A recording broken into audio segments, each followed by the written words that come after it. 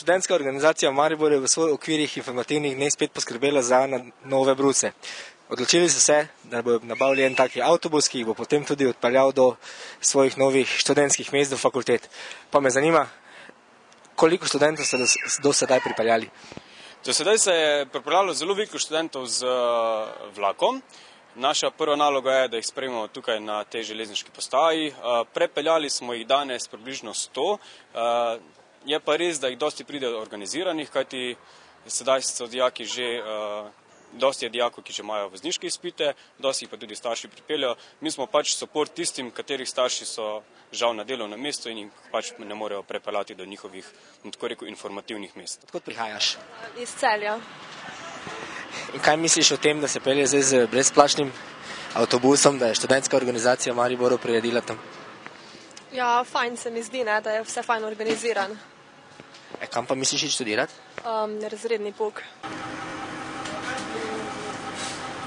Informativni dnevi so spet tukaj, povejte nam, kakšna je razlika letošnji informativni dnevi in pa lanski informativni dnevi, prihaja več študentov, manj?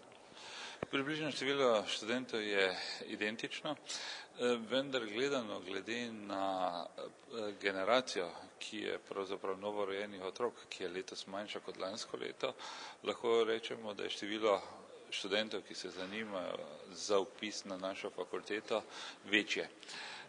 Vedeti moramo, da bo generacijski minimum okoli leta 2014 ali 2015, kajti število novorojenih otrok je manjše. In letos imamo vpisnih mest okoli 27.000, medtem ko je generacije, ki končuje srednje šolstvo, 17.000. Torej 10.000 mest bo zaradi tega, ker imamo premalo novorojenih otrok, ostalo nezapolnjenih. Povejte mi, odkud prihajate? Iz Ravn na Koroškem. Jaz tudi. Poznate to akcijo, ki so jo pripravili študentska organizacija v Mariboru za pomoč študentom teh informativnih dnevov, prost prevoz z avtobusom iz železniške postaje do sem, potem te mape, ki ste jih to dobila?